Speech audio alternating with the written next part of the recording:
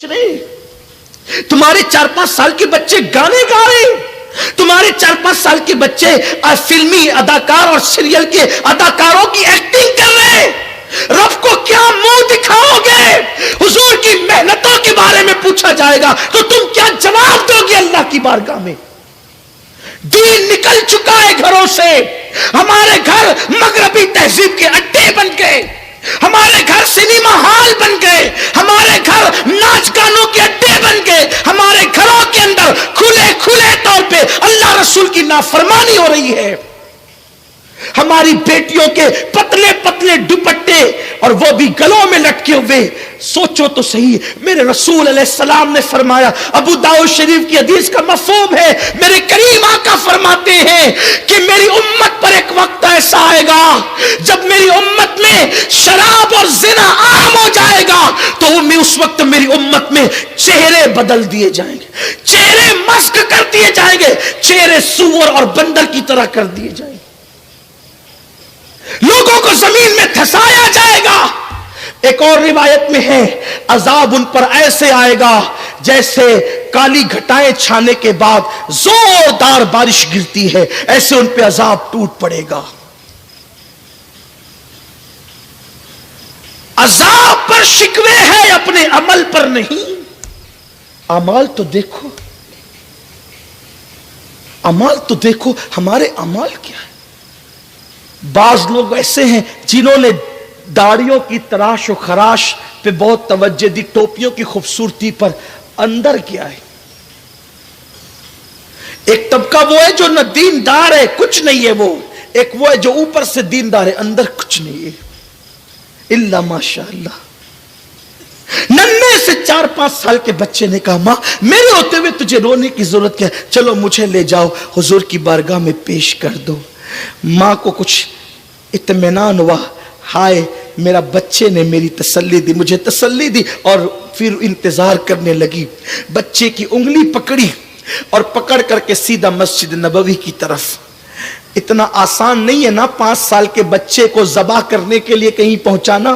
اس ماں کے دل سے پوچھو، آج عورتوں میں دینداری کا یہ حال ہے، اگر شوہر داڑھی رکھ لے تو بیوی کہتی ہے کہ میں اپنی سہیلیوں میں کیا جواب دوں گی کہ تیرا شوہر داڑھی والا ہے۔ یہ مسکرانے کی بات نہیں، یہ دینداری کا معیار ہو گیا آپ کے پاس۔ مسلمان بیٹی یہ کہہ رہی ہے میں اپنی سہیلیوں کو کیا جواب دوں گی کہ تیرا شوہر داڑھی والا ہے۔ حد ہے، افسوس ہے، داڑھی کا مذاق اڑانے والی بیٹی، تو اپنے شوہر کے چہرے پہ داڑھی کا نہیں، مصطفیٰ جان رحمت کی سنت کا تو مذاق اڑا رہی ہے۔ تمہیں آقا کی سنتوں سے نفرت ہو گئی ہے۔ عملی طور پر تم کیا کر رہے ہو، کیا کہہ رہے ہو؟ زبان سے تو نہیں کہتے کہ نفرت ہو گئی ہے، لیکن عملی طور پہ کیا ہے؟ میں داڑھی رکھوں گا تو لوگ مجھے ملا کہیں گے، بیکورڈ کہیں گے؟ لا الہ الا اللہ، الیاذ باللہ۔ حضور کی سنت پر عمل کرنے سے کوئی بیکورڈ نہیں ہوتا۔ بیکورڈ وہ لوگ ہیں جو حضور کی سنتوں سے دور ہیں، جو حضور کی سنتوں کے عامل ہیں، فرشتے بھی ان کا احترام کرتے ہیں۔ لیکن سوچ بدل گئی، دین سے اتنے دور ہو گئے، اپنی زبان سے در پردہ کیا بک رہے ہو، کیا کہہ رہے ہو، کردار کیا کہہ رہا ہے؟ ننھی سے بچے کی انگلی پکڑ کر ماں اپنے نبی کی مسجد تک لے گئی اور چوکھٹ پہ کھڑی ہو گئی۔ حضور مجاہدین کو ترتیب دے رہے تھے، اللہ کے حبیب علیہ السلام کی نگاہیں پردہ نشین پر پڑی۔ میرے سرکار نے کہا، بلال پوچھو وہ عورت کیوں آئی ہے؟ یہ عورتوں کے آنے کا ٹائم تو نہیں ہے، یا عورتوں کا کام تو نہیں ہے، وہ عورت کیوں آئی ہے؟ بلال گئے اور جا کر کے کہتے، مائی کیوں آئی ہو؟ جاؤ گھر جاؤ، یا عورتوں کا اس وقت کوئی کام نہیں۔ تو فوراً بلال سے کہنے لگی، بلال اتنی جلدی بھول گئے؟ ابھی تو تم اعلان کر رہے تھے کہ حضور نے بلایا ہے، مجھے کام حضور سے ہے۔ آقا تشریف لائے، اس خاتون نے کہا، یا رسول اللہ میرا شوہر جنگ میں شہید ہو چکا ہے، میرے پاس کوئی جوان بیٹا بھی نہیں ہے۔ آپ کے منادی نے اعلان کیا، یا رسول اللہ جوان بیٹا نہیں ہے، 4-5 سال کی ننھی سی جان لے کر آئی ہوں، حضور اس کو قبول کر لیں اور میدان میں اس کو لے کر کے جائیں۔ جیسے ہی میرے کریم آقا نے اس عورت سے یہ بات سنی، بچے کے سر پہ شفقت کا ہاتھ رکھا اور سرکار نے فرمایا اے خاتون تیری نیت اچھی ہے, اللہ تجھے اجر عطا کرے گا. بچہ یہ ہے کیا جنگ کر سکے گا, یہ تلوار کیا اٹھا سکے گا, یہ ہتھیار کیا اٹھا سکے گا, لے جا اللہ اس کو لمبی عمر دے, پھر اسلام کے لیے جنگ ہوتی رہے گی, جہاد ہوتا رہے گا, یہ بڑا ہوگا, اس کو پال, اس کی پرورش کر, اس کی تربیت کر, یہ اللہ کی راہ میں جان دے گا, لے جا جا اللہ تجھے جزا دے. جیسی وہ خاتون پلٹنے لگی, بچے نے اپنی ماں کا ہاتھ چھوڑ دیا, ماں کا ہاتھ چھوڑ دیا اور حضور کی بارگاہ میں سرکار کا ہاتھ پکڑ کے کہنے لگا یا رسول اللہ, میری ماں تو مجھے سوتے وقت یہ سناتی تھی کہ نبی کی چوکھٹ وہ چوکھٹ ہے کہ جہاں پر جانے والا کبھی محروم واپس نہیں ہوتا. میری ماں نے تو مجھے یہ سنایا, نیند سوتے وقت سلاتے ٹائم میری ماں یہ کہتی تھی کہ نبی کی بارگاہ میں جانے والا کبھی خالی نہیں آتا. حضور میں کیسے خالی جا سکتا ہوں, آقا میں کیسے خالی جا سکتا ہوں. سرکار یہ بات تو سچ ہے, میں تلوار نہیں اٹھا سکتا, اوزار نہیں اٹھا سکتا, میں کچھ نہیں کر سکتا, لیکن یا رسول اللہ اتنا تو کر سکتا ہوں کہ اگر دشمن آپ کے قدموں کی طرف تیر چلائے گا تو میں اپنا سینہ پیش کر کے آپ کے قدموں کی حفاظت تو کر سکتا ہوں. بچوں میں یہ جذبات کس نے پیدا کیا تھا, بچوں میں یہ جذبات کس نے ڈالے تھے؟ یہ احد کا ایک پس منظر ہے. اور ہلکا سا اشارہ اس طرف بھی دے دوں, بلال جب اعلان کرتے ہوئے بڑھتے ہیں تو ایک طرف تو بیوہ کا مکان ہے, دوسری طرف پہلی رات کا دولہا اپنی بیوی کے ساتھ وصل کی لذتیں اٹھا رہا ہے. پہلی رات کا دولہا ہے, سوچو تو صحیح پہلی رات کا دولہا کسے کہتے ہیں؟ زندگی کی سب سے قیمتی رات ہے جسے شادی کی رات کہتے ہیں.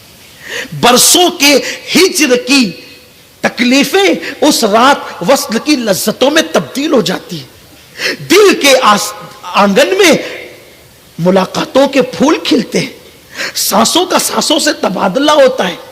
انسان کی زندگی کی بڑی قیمتی رات ہے, زندگی کا بڑا اہم موڑ ہے, جس رات انسان سارے غم بھول جاتا ہے, یاروں کی یاری بھول جاتا ہے, رشتہ داروں کی رشتہ داری بھول جاتا ہے. اس کے سامنے تو صرف اس کا محبوب ہوتا ہے, بس اور کچھ نہیں.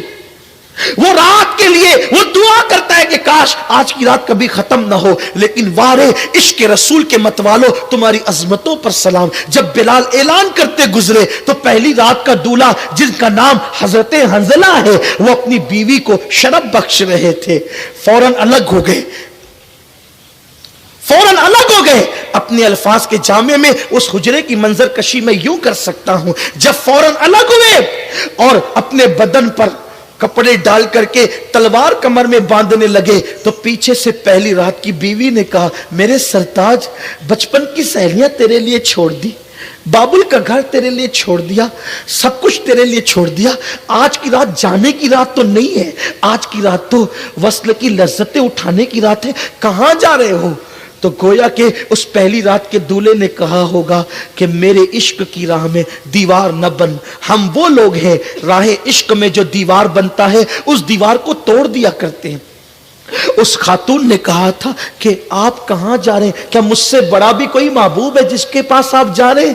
تو اس وقت تو پہلی رات شب کے دولہا نے کہا تھا کہ تیرا اور میرا محبوب وہ ہے جو آمنہ کا لال ہے, جس کا کلمہ پڑھ کے ہمیں ایمان کی دولت نصیب ہوئی ہے. آج انہوں نے طلب کیا ہے روکنا مت, ورنہ ہر اس دیوار کو ہم توڑ دیتے ہیں جو راہ عشق میں دیوار بنتی ہے یا پر جو ہے وہ حائل ہوتی ہے, ہم اس کو ختم کر دیتے ہیں. قربان وہ بیٹی بھی اسلام کی کیسی عظیم بیٹی تھی, اس نے کہا میرے سرتاج اگر آقائے کریم نے تمہیں بلایا ہے تو تم جس کے غلام ہو میں اس کی کنیز ہوں, جاؤ جاؤ جلدی جاؤ, دیر نہ کرو, لیکن بس تھوڑا رک کر ایک وعدہ کر لو, آج پہلی رات کی دلہن کو چھوڑ کر جا رہے ہو, مجھے یقین ہے اگر تم سلامت واپس آ گئے تو میں غازی کی بیوی کہلاؤں گی, اور اگر واپس نہیں لوٹے تو ایک شہید کی بیوہ کہلاؤں گی, اور جانے والے ضرور جاؤ.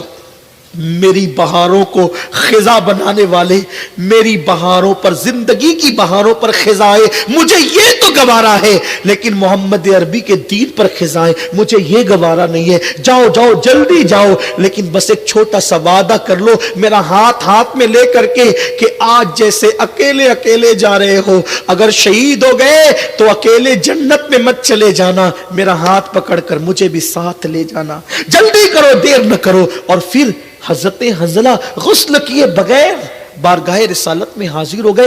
اتنی بھی تاخیر گوارا نہیں کی، اتنی بھی تاخیر گوارا نہیں کی کہ غسل کر لوں، غسل کر کے جاؤں گا، محبوب کے فرمان پر عمل کرنے میں دیر ہو گئی تو اللہ کو منہ کیا دکھاؤں گا۔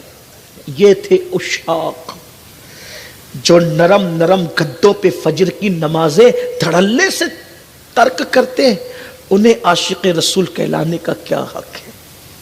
جن کے گھروں کے اندر سیریلوں کے نام پہ بھجن اور کفریہ اور شرکی کلمات بجتے ہیں، انہیں عاشق رسول کہلانے کا کیا حق ہے؟ جو زنا کے اڈوں کو آباد کرتے ہیں، جن کے ہاتھوں میں شراب کی بوتلیں، انہیں عاشق رسول کہلانے کا حق کیا ہے؟ جنہوں نے اپنی راتوں کو زنا کے مناظر دیکھنے کے لیے وقف کر دیا ہے، انہیں عاشق رسول کہلانے کا حق کیا ہے؟ کیوں دھوکہ دے رہے ہو اپنے آپ کو؟